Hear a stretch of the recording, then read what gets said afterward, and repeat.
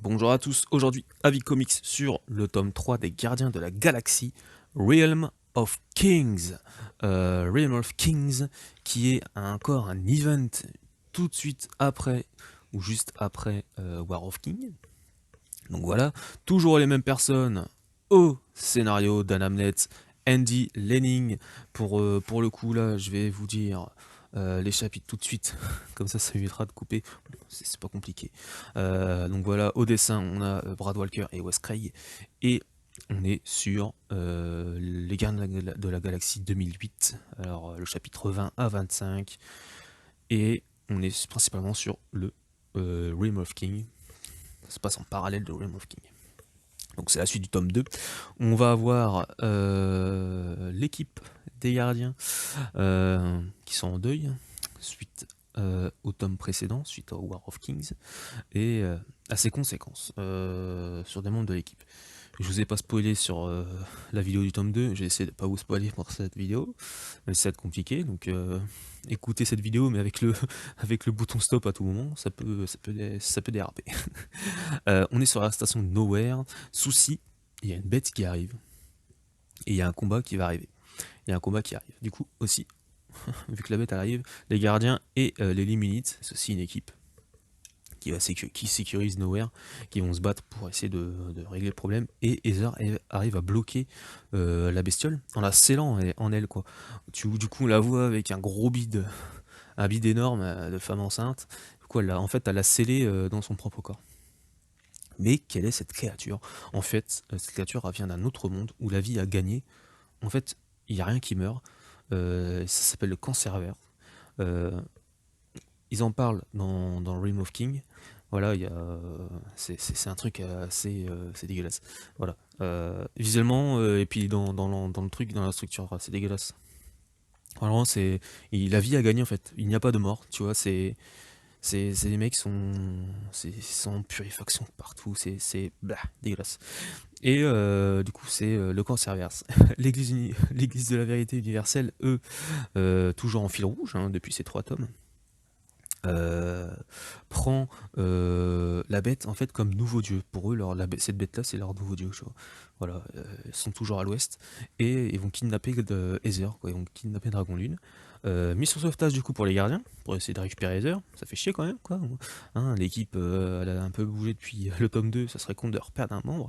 Et du coup, Rocket a pour idée de forcer le passage et exploser le vaisseau de l'église de la vérité avec tout simplement Nowhere directement. En fait, il va prendre la station Nowhere, cette tête de Céleste, il va la faire bouger, il va la prendre comme un putain de vaisseau, et puis il va faire un sorte de chamboutou. Il va rentrer dans les vaisseaux de l'Église universelle.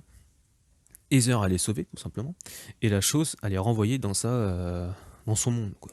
Ils ont réussi à renvoyer la bestiole. Du coup, on apprend ainsi que les gardiens que l'on croyait morts sont vivants. Et le Magnus, en fait, voilà, j'ai spoilé. C'est le Magnus qui avait tué pas mal de personnes. Le Magnus, du coup, is back. Bien sûr, on n'avait pas terminé dans le tome 2. Donc le Magnus, lui, avait joué avec la psychologie de Star-Lord, avec les pensées de Star-Lord. En fait, et des autres, du coup, et des autres membres, en fait, il leur avait fait croire qu'il les avait tués durant War of King. Il a implanté des... en fait, pendant le combat final, il a implanté à toutes les personnes des visions pour que eux, ça soit réel, mais en fait, non. Qui pensaient que tout le monde était mort et tout, c'était un désastre, quoi. Le mec, il a pété un câble, quoi. Il a pété les boulons. Et du coup, ils s'en rendent compte. Et vous avez Philavel qui est bien vivante, qui est l'entité de la mort. Parce que ça s'appelle Martyr maintenant, vous vous en souvenez. Alors, ça reprend l'avantage de leur côté et ils sont en train de libérer tous les membres. Du coup, vous avez Major Victoire, Mantis, Cosmo, bah, ils ont même kidnappé le chien, quoi. C'est fou, quoi. Gamora. Et pendant que toute l'équipe se réunit pour défoncer Magnus, quoi. Les gardiens protègent les inhumains en parallèle parce qu'il va y avoir une sorte de réunion avec les cris, avec Blastar aussi, et il va y avoir une attaque. Donc les gardiens, eux, vont pouvoir rester protégés cette attaque en fait contre le conseil grâce à une personne qu'on ne pensait pas. En fait, c'est expliqué dans, je sais plus si c'est dans Nation Conquest ou dans le tome 1. En fait, Groot, c'est le dernier, l'un des derniers survivants de sa planète, de sa lignée. Et en fait, Groot, c'est un roi, c'est le roi de sa planète. Du coup, en fait, il a une place dans le conseil. Donc voilà, grâce à Groot, c'est dingue, parce que c'est un roi. Et du coup, la deuxième équipe, eux, ils ont fini le taf et ils mettent à terre la matriarche et du coup Martyr. Du coup, Philavel, elle va être amenée devant un cocon de Warlock. Pas le Milestorm en fait. Milestorm, lui, qui en fait, vu qu'ils ont signé un pacte, ils ont signé un contrat. En fait, durant l'épisode précédent, là vous allez savoir en fait toutes les répercussions. Et elle va l'emmener devant le cocon en fait que l'Église de la Vérité avait. Et sauf que c'est pas Warlock qui en sort. On sait qui en sort. Et c'est pas Warlock du tout. Voilà. Donc, attention, spoiler, si vous voulez pas vous faire spoiler pour savoir qui arrive ou qui is back. J'en ai pas parlé depuis, je crois. Si, peut-être dans les premiers. Voilà. Donc, attention, je spoil. Donc, vous avez le Titan fou qui ressuscite grâce au cocon. Vous avez Thanos qui revient. Il est incontrôlable. Voilà. Et vous avez les gardiens qui vont se réunir pour essayer de lui mettre la raclée de sa vie, quoi. Ils vont essayer de mettre à terre Thanos, en fait. Grâce à un cube cosmique que Kang lui avait donné. Et oui, parce que Kang avait donné un cube cosmique durant le tome précédent à Peter. Et en fait, c'était le cube qui devait servir pour tuer Magnus, en fait. Mais vu que ça n'a pas fonctionné, il reste encore un petit peu de pouvoir dans le cube, et du coup, Peter va utiliser pour boum, mettre une grosse gifle à Thanos. Et pendant ce temps-là, en fait, on a le Conseil Cosmique, du coup, en 3009, donc on repart dans le futur avec les anciens gardiens de la galaxie, et elles se rendent compte que l'existence, du coup, se recrée avec le retour de Thanos. Parce qu'en fait, eux, ils voient ce qui se passe, et ils font, ben attendez, il y a un problème, Thanos, il est pas revenir. Et du coup, là, on est sur la fin. On est sur la fin, du coup, de ce troisième tome, et il se termine comme le début du troisième et comme le début aussi du premier et tout, dans le pub, dans le bar, le Starling, voilà, pour faire référence un petit peu au papa du cosmique de chez Marvel, hein, Jim Starling, hein, ce grand monsieur. Donc voilà, moi j'avais bien aimé ce tome-là. Bon, bien sûr, moi celui que j'ai préféré c'est le 2.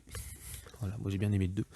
Mais c'est vrai qu'à la fin vous avez le conseil qui est en train de se dire mais là il y a un petit problème là parce que vous voyez le conseil, les gars, ils font bah, attendez, il y a un problème là. Qu'est-ce qu'il fout là, le mec violet là? Et oui, il y aura un problème. Et les répercussions, on va voir peut-être un peu plus tard. Attention, je ne vais pas spoiler non plus, mais parce qu'il y a d'autres récits après. Mais voilà. J'espère que je vous ai donné envie de lire ce bouquin.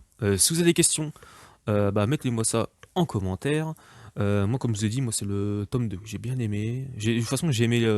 Pour l'instant, j'ai tout aimé, hein. Dans tout ce qui est cosmique, de ce que j'ai parlé, c'est vraiment un plaisir fou à lire. S'il y en a un que j'ai du mal à lire, et je vous le dis parce que ça tombe, je vais même pas en parler, c'est vraiment Realm of King. Peut-être je vais en faire une aparté ou quoi, mais sincèrement, Realm of King, j'essaie de le relire encore, j'ai du mal. Parce que je sais pas, j'arrive pas je sais pas que j'arrive pas à rentrer dedans, c'est que voilà, je sais, je vais réessayer, mais si jamais je le lis pas, si vous, de toute façon, si vous voyez pas de vidéo dessus, c'est que j'ai pas lu, hein. Je suis désolé, je vais essayer, hein, attention. Mais voilà, moi j'aime bien voilà, cette trilogie des gardiens. Mon préféré c'est le tome 2, peut-être un peu plus épais, mais peut-être aussi parce que voilà, t'as des conséquences de fou. Mais ce tome 3, voilà, une petite conclusion assez sympathique, c'est trop bien, encore des questions, tu te dis non mais what? Qu'est-ce qui va se passer encore après? Et c'est énorme. Voilà, tout simplement, c'est énorme. Si vous avez envie de découvrir une autre équipe des gardiens que celle que vous connaissez en ce moment, hein, depuis que Bendis avait repris aussi, et puis celle du cinéma, c'est quand même une belle alternative. Et moi, je trouve ça aussi super. Donc voilà. Du coup, like, commentaire. Si vous avez des questions, s'il y a des trucs à me redire, si j'ai des bêtises, bien sûr, vous me le mettez en commentaire. Et on se dit à la prochaine pour un prochain Avis Comics. Salut à tous!